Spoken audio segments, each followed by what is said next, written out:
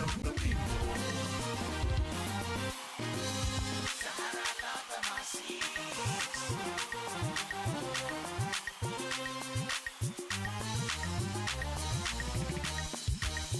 Sahara.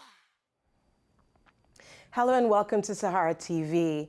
Today we'll be speaking with a man who has spent his years in politics in Nigeria. He has been arrested and jailed by past military regimes, thereafter being released from prison by a new democratic government. His experiences caused him to dedicate his life to maintaining democracy in Nigeria. Also, our guest today is a playwright, author, and a human rights activist. We're talking about Comrade Shehu Sani, the president of the Nigerian Civil Rights Congress. We're happy to have you on the show today, Mr. Sani. Welcome. Thank you. Are you there, Mr. Sani? Yes, I am, and I can hear you clearly. Okay, so you've made bold remarks about the Bamanga Tukur-led People's Democratic Party, as well as, its sister splinter party. You even went as far as, describing the seal-off of the splinter party's headquarters as, reminiscent of General Sani Abacha's rule, calling the act repressive and Machiavellian. Could you throw light on that? Why are you likening both situations to each other? What's the similarity here? First of all, we fought the Babangida and the Abacha dictatorship. We mobilized and conscientized the citizens against those military regimes. And during that period, there were dictatorial expressions by the state and the government at that very time, which involved arrest of persons, intolerance to dissenting opinions, and also hunting down the opposition. So we have seen also those indices now appearing in a democratic era. We have seen how some residential houses of governors that are seen to be opposed to Jonathan were filled up. We have also seen how the government has continuously expressed its own side that it cannot tolerate people with opinions that are different from its own. And what Babanga is also doing doesn't portray him as a Democrat. He doesn't accept challenges, and also he doesn't embrace people living within his own very party who think differently. So from that, I can say that the PDP, as it is now, is not that different from what has happened during the era of the military. Okay, so you're talking about democratic freedoms. I would link that also to another interview you had with a media organization where you condemned the ban on rallies in Kano State. Do you think the government had a right to do that? Do you think it was legitimate? Do you think there was reason for that, or the reason was solid, or you think it's some kind of way to impede on the rights of people? What we understand is that this democracy was not a gift given to us by the military. It wasn't also a lottery that we won. It was a product of struggle and sacrifice by Nigerians who protested, who objected, and who resisted dictatorship. And it is unimaginable that 14 years into civil rule, that a state government like that of Kaduna, and also the police in Kaduna, will say people should not organize rallies and organize press conferences and workshops without permits. And this was what we faced during the military, that we cannot organize protests and rallies, and then whenever we seek for permits, we are not given.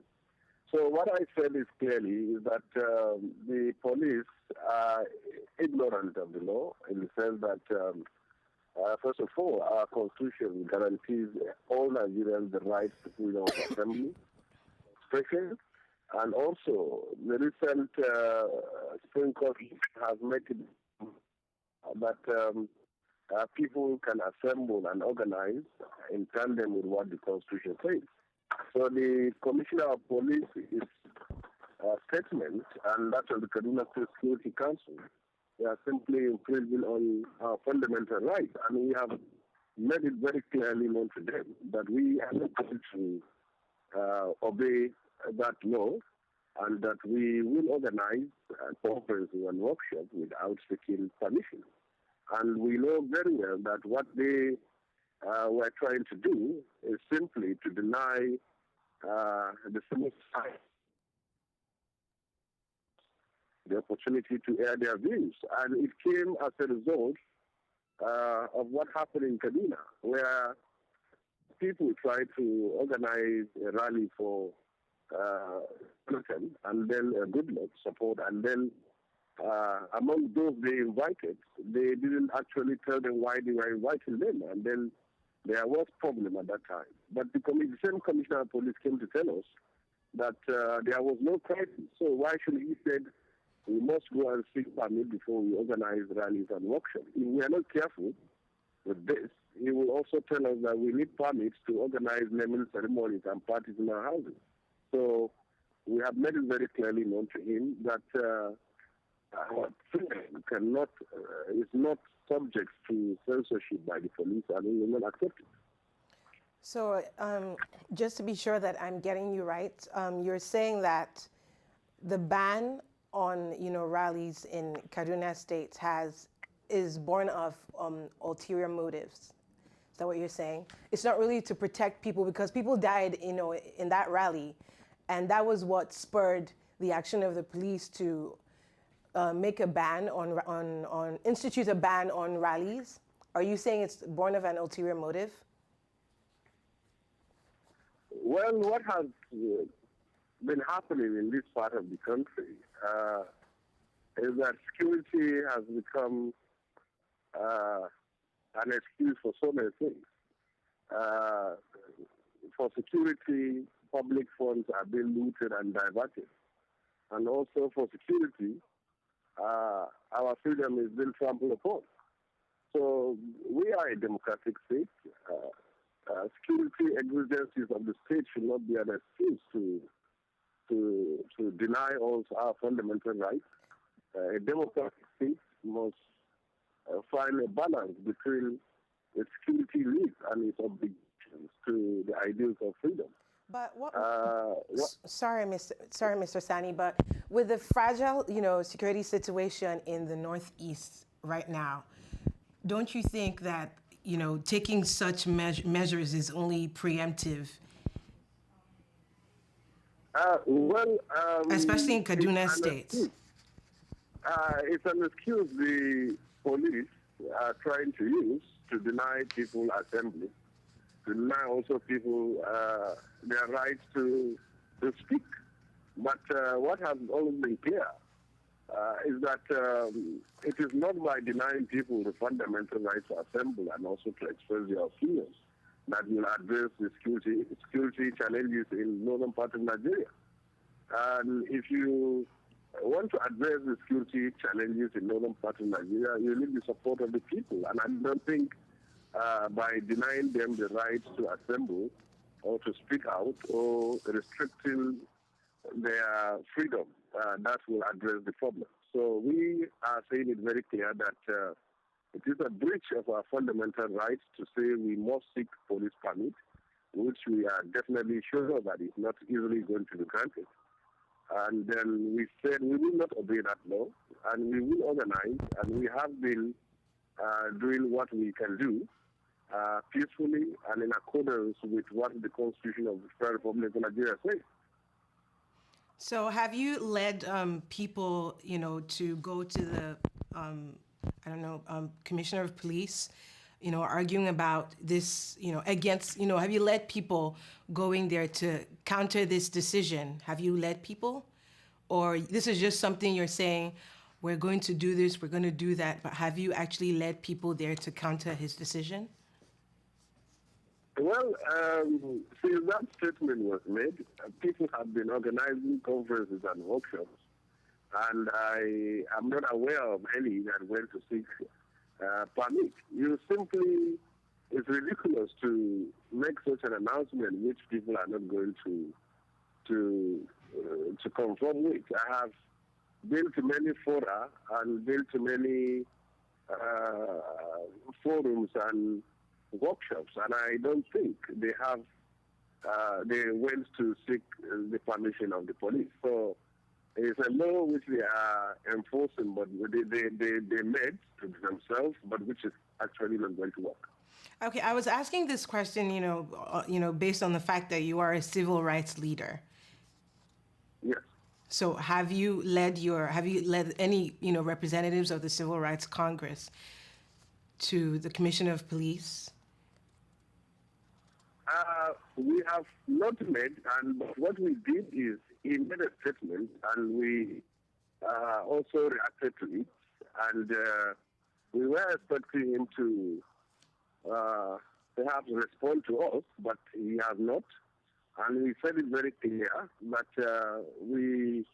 the Constitution of Nigeria has not said we must seek permits to express our opinion or to assemble ourselves, and then we are simply doing what the Constitution says. And we don't think that because you felt that security issues are things you can use for excuse to deny us the right to assemble. We have actually not sent any representation to the police yet because there is no need to do it. This was what we passed through during the military era. Those who are benefiting today from the democratic process are benefiting from the culture of protests, of conferences, of workshops, which we did. We have not forgotten. We knew we should still remember what happened at that time, during Babangida and Abacha time. We were denied the right to assemble, the right to organize rallies, but we went ahead, and we were arrested, and we went to prison. Okay. And that was why Nigeria was free today. If not for such things, and now why should a democratic government deny people the right to organize rallies, protests, and marches, and also workshops, except with permit, and which we know very well. If you go to the police seeking a permit, they will always tell you that there are security reports which should make you not to do that, and we are saying no to that. Okay, so at this point in time, we can assume, from you speaking to someone who is a leader in the North, that law is not being followed through in Kaduna State, right? Like I've told you, I've been to some forums and conferences and some workshops that are going on here. And I don't think that people are conforming to that. Even the curfew, which last in 2011, which was imposed by the states in order to rig elections, people broke the curfew. And why? Because it is what has always been used by the ruling party. They have discovered new ways to which they can perpetuate themselves in power. One of which is denying people permits to organize rallies, workshops, or conferences, and also another one is imposing curfews during elections so that people can go into their houses and then they can rig their elections and change figures. Okay. And another one we have here are checkpoints, military checkpoints all over the city and most cities in northern Nigeria. Okay, Mr. Sani. Issues. Yes. Okay, so now let's go back to the security situation in the Northeast. You must have heard about the request by the Socioeconomic and Rights Accountability Project, which is another human rights group, for the ICC to investigate the activities of Boko Haram as crimes against humanity. The Civil Rights Congress, which you lead, is a coalition of several human rights groups in northern Nigeria.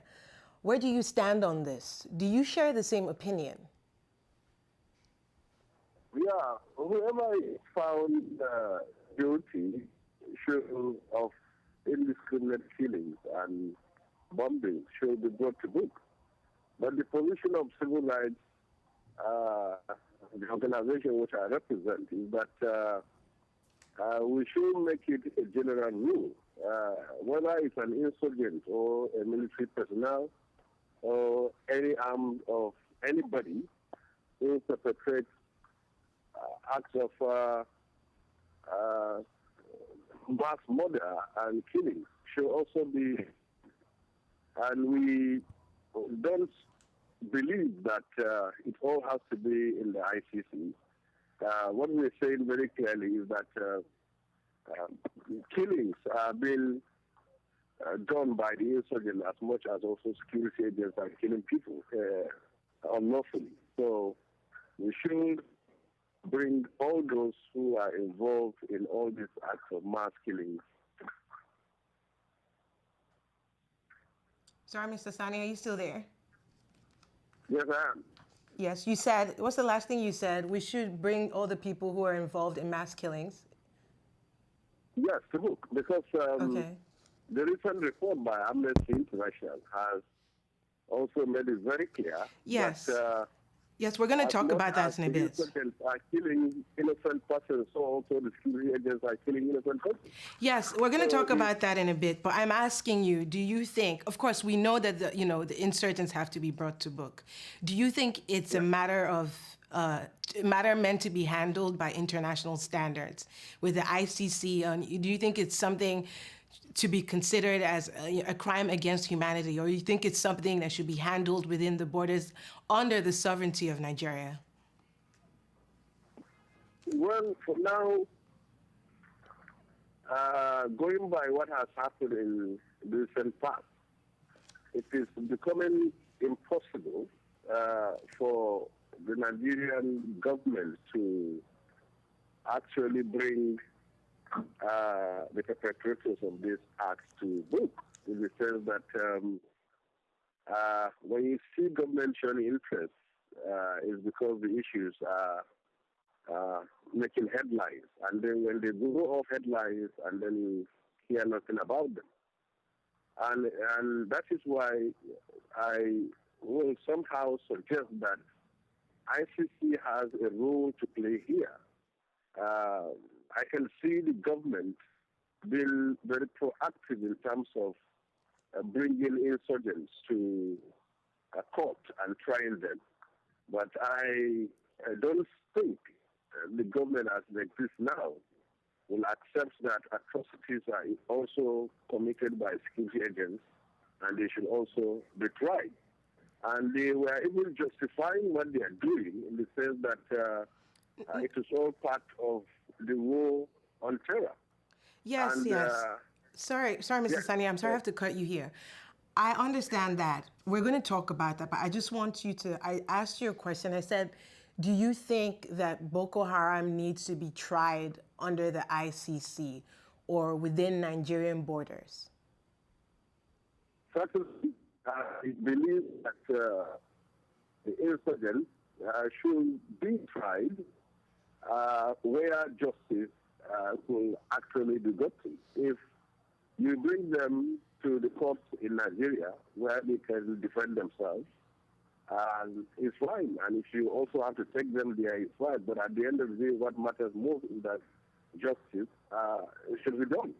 And I believe that even the insurgents themselves will not mind to see those they were also fighting, to also see them also being tried either locally or outside of Nigeria. Okay, so now we talk about something you obviously have wanted to talk about. The Amnesty International just released a report that about 950 detainees who have been, people who have been detained by the Nigerian military have died in custody through suffocation, starvation, or, shootings. And, you were one of the people who was interviewed by another media organization, and you actually testified, and said that about hundreds of people, have been taken by security forces during the raids. So what do you have to say about that? Is this true? Is the report true? In my own small human rights office here in the north, we almost every day receive complaints and petitions from people from most parts of northern Nigeria whose own family members disappeared. And also, and this is happening up to this very day. And these are people who are not. These are people who are not actually Boko Haram members. Well, some of those people that were arrested can be categorized into two or three. There are those who were arrested either on the scene of the crime which they are perpetrating, but many of those who were arrested were probably maybe the security agents raided a home, they are looking for an insurgent and they couldn't see him, and then they pick all his relations and his friends.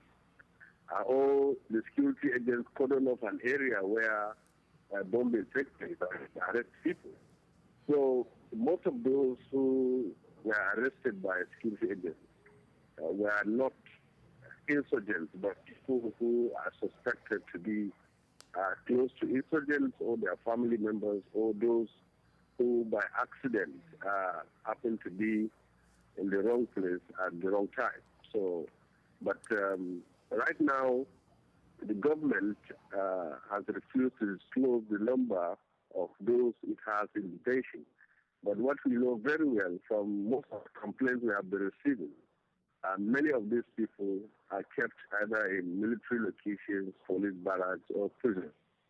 And they are scattered around. And it is so difficult to know where one person is kept, except you start going around all the prisons and the police stations and military locations around. Okay. So the reports coming from Amnesty tallies very well with much of what is happening here on the ground. Okay. So the head of the Presidential Committee on Dialogue and Peaceful Resolution on Security Challenges in the North, Alhaji Turaki, said 2 weeks ago that the council has completed 99% of its task. Do you think that's true? Do you believe that assertion? It is ridiculous for such a minister heading such a committee to make such a false claim. Up to now, they made a claim of ceasefire, and the insurgents came out and denounced that there was no ceasefire. They made claims of sitting down with the insurgents, and the insurgents came out and denounced that they have never sat with them. And what is very clear is that the best way to assess his 99% score is to look at what is happening on the ground. And from the first day that committee was set up and to the last moments in which he is giving himself 99% mark, violence and bombings are still going on. So I think he is simply deceiving himself and also misinforming Nigeria. For anybody to say that that committee has achieved 99%, I believe some of them will feel that they have achieved, but I think the achievement should be seen practically on the ground, okay. Which is the fact that there was no ceasefire and the violence is still going on and people are still being killed. Okay. And he should also have make it very clear that his committee has failed to bring an end to the violence because of some challenges, one of which is a state of emergency, which was imposed and has impeded their work, and secondly, yes, the outlawing of the group has also made it impossible for them to sit down, and then the bounty placed on the leader of the group. Okay. So I think he is simply giving himself a mark, but on the ground, there is no indication that that committee has actually succeeded. Okay, Mr. Sani, we're running out of the time allotted for this interview, but I have one more question for you. So we're just going to make this snappy. Concerning another tactic by President Jonathan, his new Committee on National Dialogue, you've expressed your disapproval on this committee, saying it's aimed at appeasing those calling for a national dialogue and not to address the core issues afflicting the country. Instead of this national dialogue, what would you rather prefer? Because you've once said that the right amnesty solution or solution to these militants will be a 5-man committee of Shiites, Tijaniya, Ahmadiyya, Izala, and a freelance journalist. Boko Haram itself has, rejected amnesty. So, but rather than this national dialogue, what would you prefer? Well, I think it's necessary to separate the issue of the national confab, also the dialogue with the insurgent group. If you are talking of dialogue with the insurgent group, I personally refuse to take part in the government committee for the very fact that the insurgents have made it very clear they are not interested in amnesty. So I don't know what I'm going to do in an amnesty committee. That is one. And on the other side, on the issue of national confab, national confab that is being proposed by President Jonathan Goodluck is a complete waste of time. First and foremost, that he is organizing a confab while he has less than a year and a few months to be out of office. And what is clear is that the reports of the conference will be given to a president that is on campaign mission, and then it will be submitted to an empty National Assembly. And then secondly, the confab will not be able to address those issues within this very short time. And Nigerians have consistently deceived themselves, thinking that the oppressor and the oppressed can sit down on the table and then the oppressor would willingly surrender his privileges. People who want fundamental change should look towards the possibility of electing credible and proven in 2015 that will live up to the expectations and dreams of Nigerians, and not what we are having here. So what would you rather suggest, Mr. Sani? A government that couldn't even tolerate a dissenting opinion from some of its own people, the G7, within that very cycle, how could it accept a recommendation of from a national confab? So I think it's a waste of time. Okay, so what would you rather suggest? Yes. What I suggest is that Nigerians should look towards the possibility of electing credible leaders at all levels that are visionary, that are patriotic, that are committed to ending the decadence, pervasive insecurity and corruption in this country, so that this country at least could have some lease of life. But we can't move with this kind of confab. It's not going anywhere. We have had this during the Obasanjo era, and we also have had this many times. Committee reports have never been used. So I don't think that there is going to be anything new from what is going to come out of this conference. And he has already made it very clear it will be given to the Senate. And that time, the Senate, most of them are out on campaign. And I don't think there is any difference from the reports of the confab that will be given to this Senate and also the public hearing which the Senate did in the zones, of which they are also amending the Constitution. So if the confab is simply about amending the Constitution of the country, it has been done and public views have been sought by the Senate. So what is the difference between what had happened just a few months ago and what is trying to do now? Okay. Thank you very much, Mr. Sani. We love having you on the show. We have to end the show right now because our time allotted is over. But thank you very, very much for talking to us about this. We hope to see you soon. That was Mr. Sani. That was Mr. Sani, Comrade Shehu Sani, the president of the Civil Rights Congress in the North. He just spoke to us about the security situation in that part of the country and what he sees or what he thinks should be done as a civil rights leader himself. Keep watching Sahara TV. We have a lot of interviews coming up, and also Keeping It Real and Dr. Damages. Thank you.